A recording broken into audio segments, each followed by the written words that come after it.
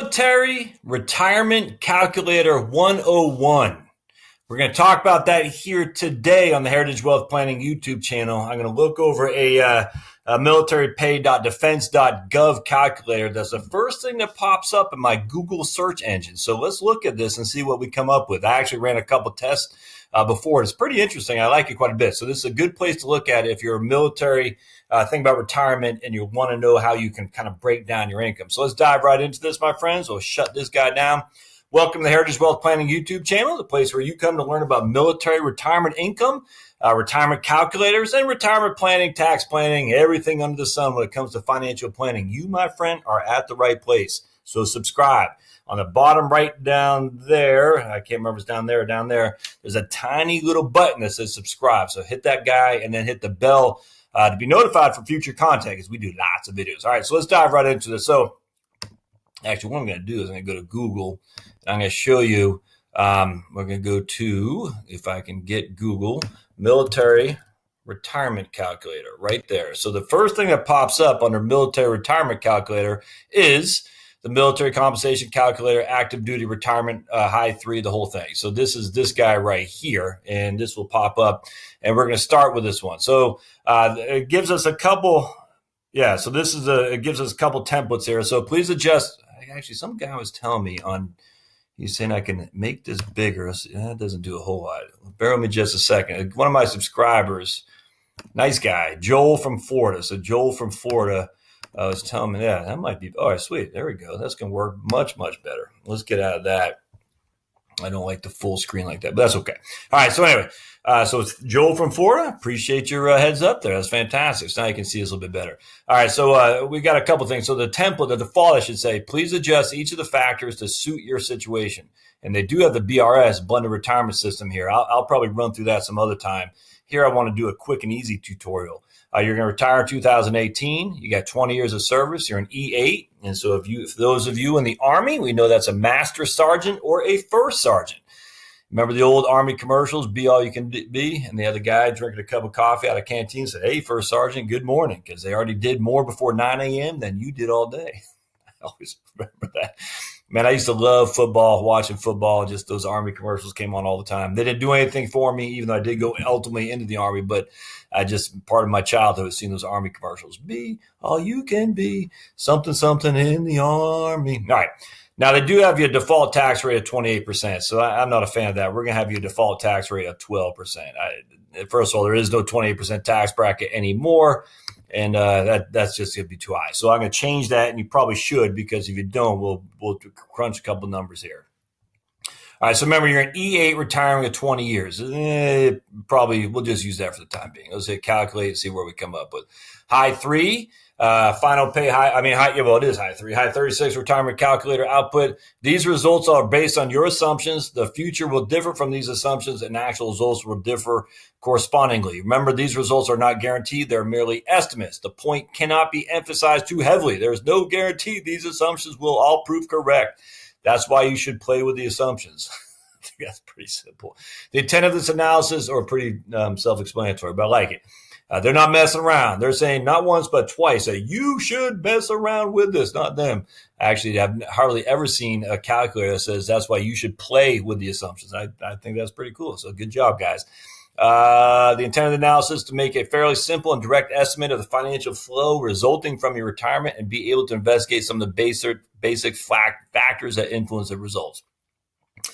All right, so your years of service, 2018, we're retiring at 20 years in. We're in E8, economic factors, anticipated annual active duty pay raise, 2.1%, tax rate, 12%. All right, so the following table displays before tax monthly, annual, and cumulative retired pay. And the second shows, number 2 shows after tax. So let's look at this. So year 1, we got monthly pay of $2,504, which would be $30,000. And again, remember,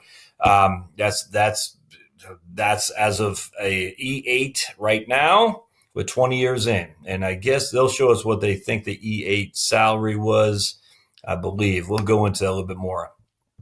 So they're going to say before taxes, your monthly pension is $2,500, and cumulative. Let's see, that's before taxes. After taxes, all right, so you're going to lose, what's that, roughly $3,500 a year to taxes. So you're going to get $2,500 before taxes, which equals $30,000 before taxes. After taxes, you're going to get $2,600. So roughly a little bit more than $2,000 a month, if you will. As we adjust for inflation, when you're hit 40 years old, you'll be, probably retiring at 38. You'll be 78 years old. You get $5,600 a month, or $67,000 a year before taxes, and $59,000 a year after taxes. Now, I do want to point out, remember, military people pay into Social Security. All right, so don't overlook that. A lot of people think military does not pay into Social Security. Yes, it does. How do you know? Because you can look at your LES. Leaving earning statement. Now, it's been a long time since I've been in the military, but I remember LES, and it'll show you the breakdown. There is a FICA on there. So you are paying into Social Security. You have a right to that money. And it's not welfare. I hate when people say Social Security is welfare. No, it's not. You paid into that thing. And you also paid into it because your employer paid into it as well. And so if it's welfare, you wouldn't have paid into it, or your employer, but your employer pays, I think it was at 6.25, and you pay 6.25. All right, so that's 12.5% of money that you are not getting that's going into your Social Security benefits. So it is your money. All right, so gross monthly retired pay. They show you this right here, and just pretty quick and easy. You can do that in Excel. Cumulative pay right here. So they're saying gross monthly in 2053. You'll get $5,000 a month, 51.55, and here's your cumulative. All right, so you can see the taxes are breaking down. And then they just do it year over year over year. So that's good. I mean, they're giving you an adjustment each year with inflation, and you can see that. So nothing fancy there.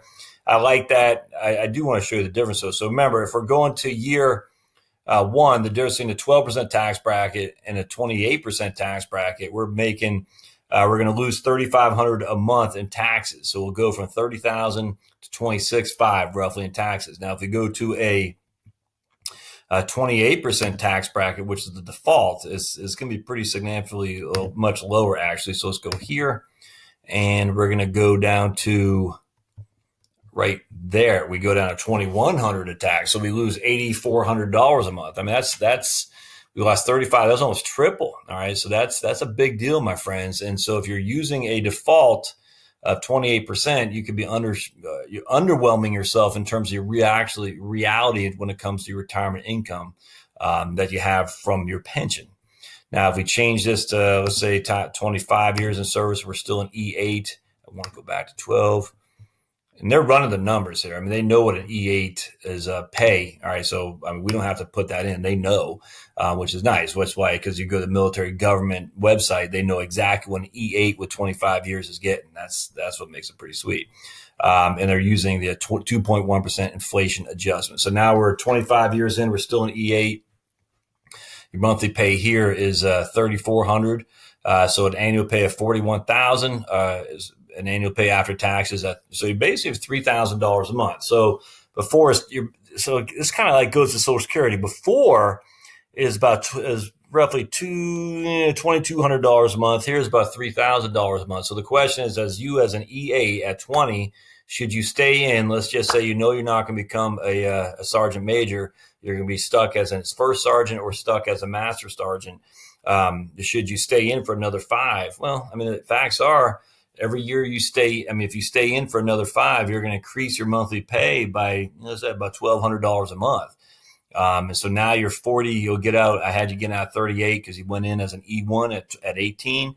Now you're 43 and you have an extra $1,200 a month. I mean, that's, I would say that might not be a bad deal. That's an extra $12,000 a year. Now, if we look at it, extra $12,000 a year, and you had to stay in, let's just say, an infantry unit and do all that walking and whatnot, humping through the woods and humping through the desert, it's an extra $12,000 a year, and you're working. I'm just going to use a flat, 2,080 hours.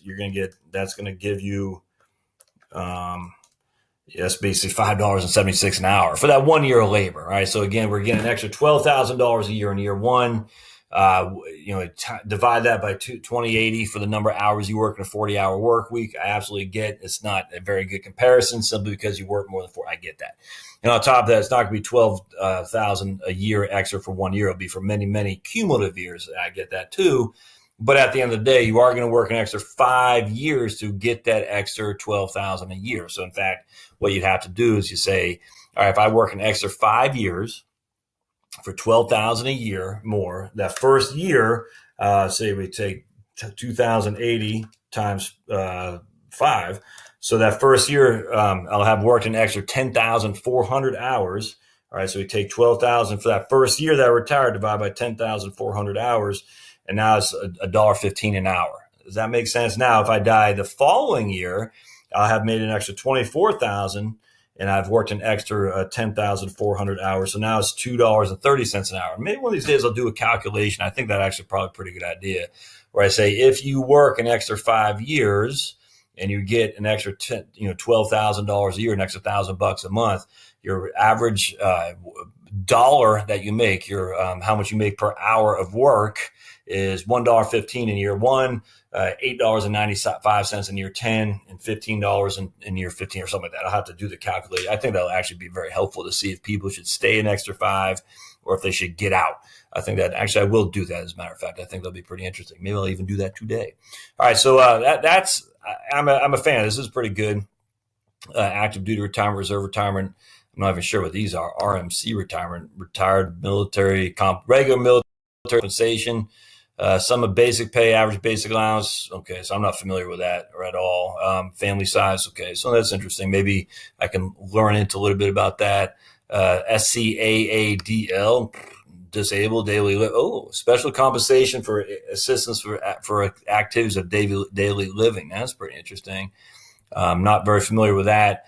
BRS, I am starting to get familiar with it. Yep, right here. Uniform Blended Services Retirement System. Yep, right there, January 2018. You can ask Robin. There's Robin there. And she looks like she's in the military. I did a video on Blended Retirement System. I'm actually a fan of that because I like the idea that you don't need to stay in the full 20 to get some benefit from the military, from your service. I think that's a pretty good deal. So I'm a fan of BRS. Anytime they throw changes out there and it confuses people get up in arms. But I'm a fan of that for sure. Let's look at benefits here. I wonder if they have the SB. Yep, right there, Survivor Benefit Plan. Maybe I'll do it. Oh, yeah, look at that. Maybe I'll do a different video on this right here. In fact, I think I will because I'm a huge fan of SBP. I will do a separate video on that as well. No. All right, my friends, this will be it for this video. I just think this is a wonderful website to look at. Your pay, your calculators, active duty retirement is what we just did. Oh, look at that. BRS opt-in, high 36, what we just did, the high 36. Navy benefits, I don't know why the Army is different, but that's interesting. Final pay calculator, BRS opt-in. So lots of different calculators you can use. We did this one right here, high 36. But if you want to look at BRS opt-in, maybe I'll do a video on that too. That's pretty cool. This is good. In fact, I need to run some on this myself, not for me, but just to get familiar with it because the BRS is the new wave of the future for the military. That's for sure. And a lot of people are going to get out with 15, and they're going to wonder, should they get out with 15 or wait the extra 5? Now we got a blended retirement system, which will give us some idea of doing that. Before is either all or none, which is just absolutely stupid. But now it's not like that. So that's good. All right. Well, if you like what you see here, stay tuned, subscribe, because I'm going to be doing a lot more on this right here because I am a fan. And our service personnel, you deserve to be taught in a way that's outside of just some sales guy from a couple of companies that we won't name. But you definitely deserve to be taught some information. And frankly, if you have knowledge on this stuff and you want to share it with my audience, I have almost 5,000 subscribers. Many are veterans or are active duty. By all means, put comments down there below. Link to your page if you got a YouTube page or a blog or something like that. There are lots of guys and ladies doing great stuff. So, hey, man, link below. I think it's important for people to understand what their benefits are. Just to give you an example, again, when I got out, here's my hearing aids. So when I got out of the military, I did not file a claim on, I don't know if it goes under DD-214 when the ETS, I was an enlistment manual ETS, enlisted terminate status. And I didn't do that. I just, even though I had a hearing problem back then, I just want to get the heck out of Dodge. So I turned all my stuff to the quartermaster. I didn't file a claim. And, lo and behold, I got pretty severe damage to my hearing. This is, almost 30, I guess it's 30 years, 26 years from now, before. And so these suckers cost, I got to pay for my own. And that's, between $2,000 to $5,000, depending on what kind you get. And so if I would have filed some kind of claim with the VA, I would probably be able to get those puppies for free, but I didn't do it. And that's too bad. So if anything, my friends, that you can help with people who are thinking about separating from service, I don't know how it works for Officer Corps. I imagine for an officer, they got a lot more white glove treatment in terms of knowing the rules.